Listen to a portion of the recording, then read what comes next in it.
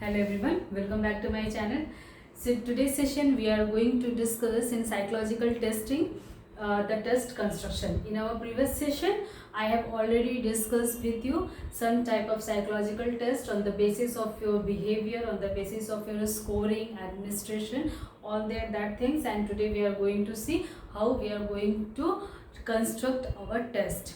Okay जब भी हम कोई टेस्ट बनाते हैं तो उसमें two things is important test construction में, आपका test writing and test item writing and item analysis. जब भी हम कोई टेस्ट बना रहे हैं तो इसमें क्या कर रहे हैं, हम कुछ आइटम्स ले रहे हैं on the basis of that test जिसको हम टेस्ट करना चाह रहे हैं। फॉर एग्जाम्पल इंटेलिजेंस टेस्ट करना चाह रहे हैं, एप्टीट्यूड टेस्ट करना चाह रहे हैं, एटीट्यूड टेस्ट करना चाह रहे हैं, तो उसमें हमें उसके बारे में हमें पहले पूरी नॉलेज होनी चाहिए कि इंटेलिजेंस में हम टेस्ट करना चाह रहे हैं, इंटेलिजेंस में हमारे फैक्टर्स क्या क्या होने चाहिए। ठीक है, हमारे फैक्टर्स क्या क्या होने चाहिए, हमें किस टाइप के टेस्ट को परफॉर्म करना चाहिए जिससे हम इंटेलिजेंस को हम जज कर सकें।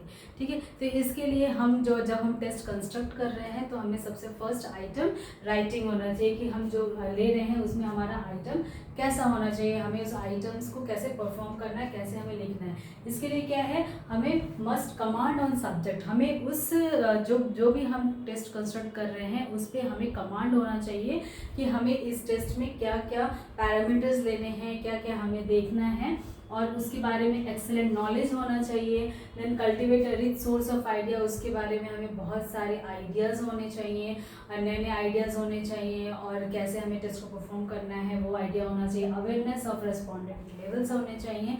तो ये सारी चीज़ें जब हमें राइटिंग लिखने में, टेस्ट आइटम राइटिंग में, ये सारी चीज़ें इम्पॉर्टेंस है। कुछ गाइडलाइंस भी होती हैं जो हमें फॉलो करनी होती हैं, that is avoid stereotype words.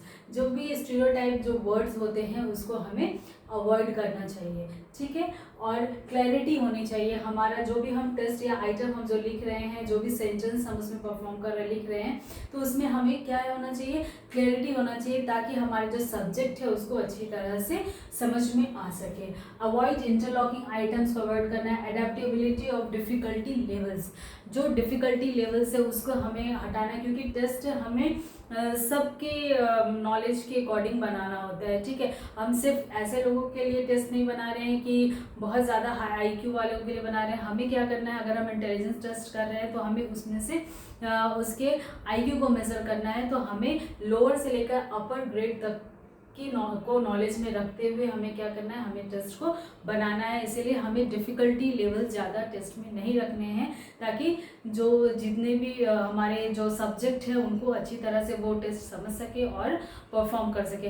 तो in this item writing this things are important कि we have to avoid the stereotypes and we must have clarity in our item writing and avoid interlocking items and adaptability or difficulty levels, and we must have a good knowledge of that good knowledge and command of that subject. ठीक है, जिसके बारे में भी हम test लेना चाह रहे हैं उसमें हमें अच्छा कमांड एंड सब्जेक्ट होना चाहिए। तो these things are important while you are writing your item writing में ये सारी चीज़ें इंपॉर्टेंट है। Now the second thing is important in test construction is that your item analysis. Item analysis क्या है, जब भी हम टेस्ट को हम लिख रहे हैं तो हमको एनालाइज भी करना है। ठीक है, आइटम को हम एनालाइज भी करना है हमें कि किस तरह से हमने टेस्ट को जो हमने लिखा है उसको हम किस तरह से परफॉर्म करना चाह रहे हैं, किस तरह से हम उसको देखना चाह रहे हैं, किस तरह से हम उसको इवैल्यूएट कर रहे हैं। तो हमें ऑल दिस थिंग्स को देखने के लिए क्या करना है, हमें आइटम एनालिसिस करना होता है।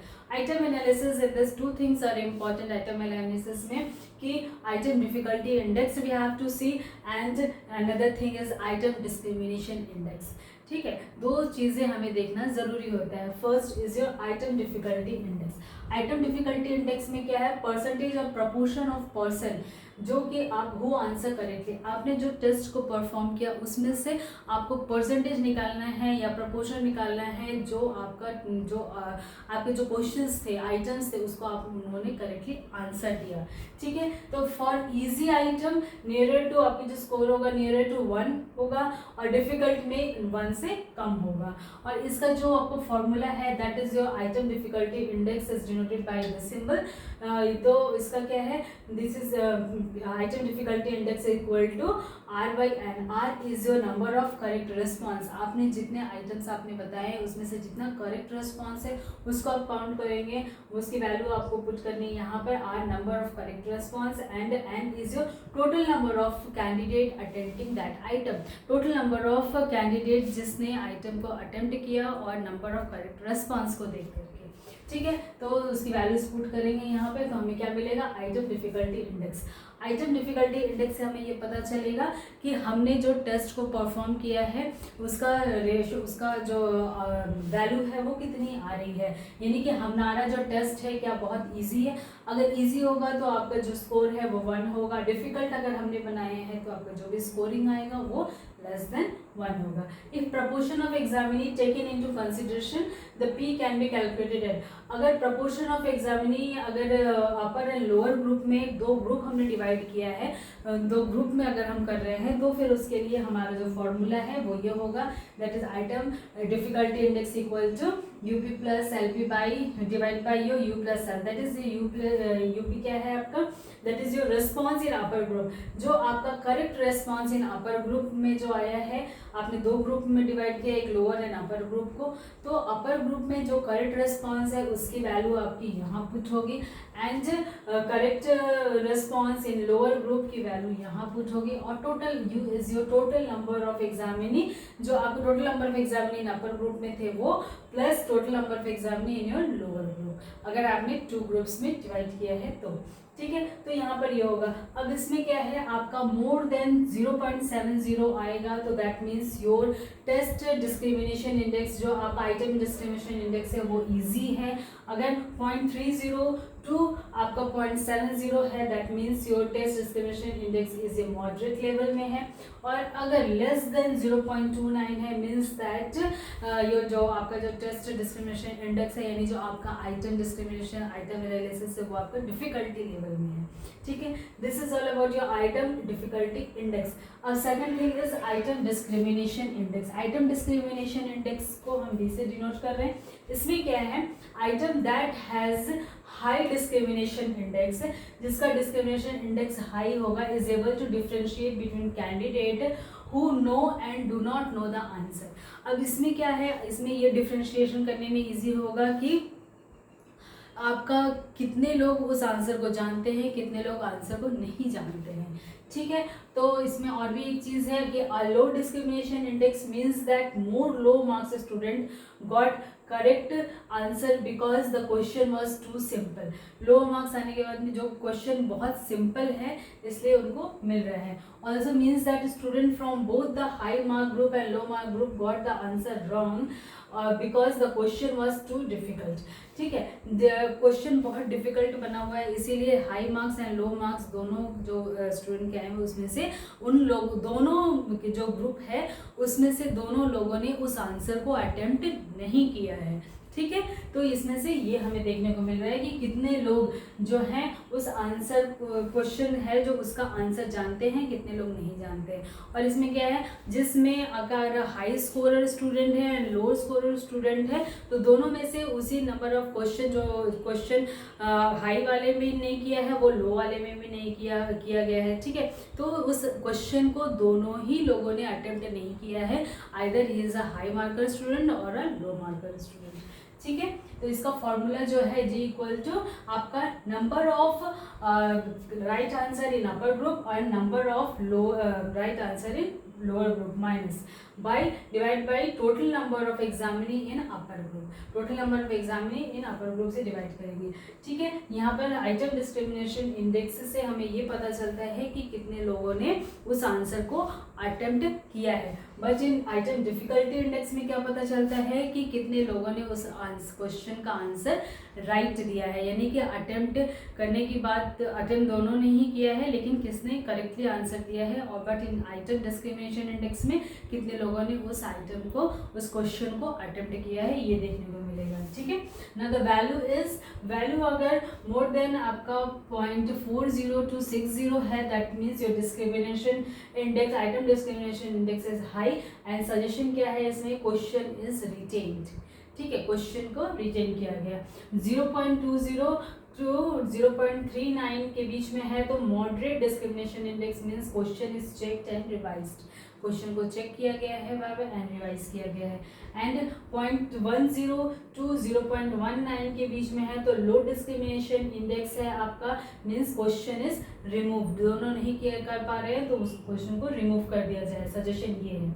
और 0.00 से और निगेटिव में है तो नो डिस्क्रिमिनेशन इंडेक्स इसमें भी है एंड क्वेश्चन इज रिमूव, ठीक है। तो इसका मतलब अगर जब आइटम डिस्क्रिमिनेशन इंडेक्स की वैल्यू इतनी है, सबसे हाई है, तो क्या है, क्वेश्चन इज रिटेन्ड, यानी कि क्वेश्चन को फिर से उन्होंने रिटेन्ड किया है क्वेश्चन को, ठीक है। एंड मॉडरेट है तो चेक करो एंड रिवाइज करो, यानी कि दोनों ने अगर अटेम्प्ट नहीं करे तो चेक कीजिए, फिर से रिवाइज कीजिए, तो ये सजेशन है। अगर लो है तो रिमूव कर दीजिए एंड क्वेश्चन, अगर नो डिस्क्रिमिनेशन इंडेक्स है then the question is also removed.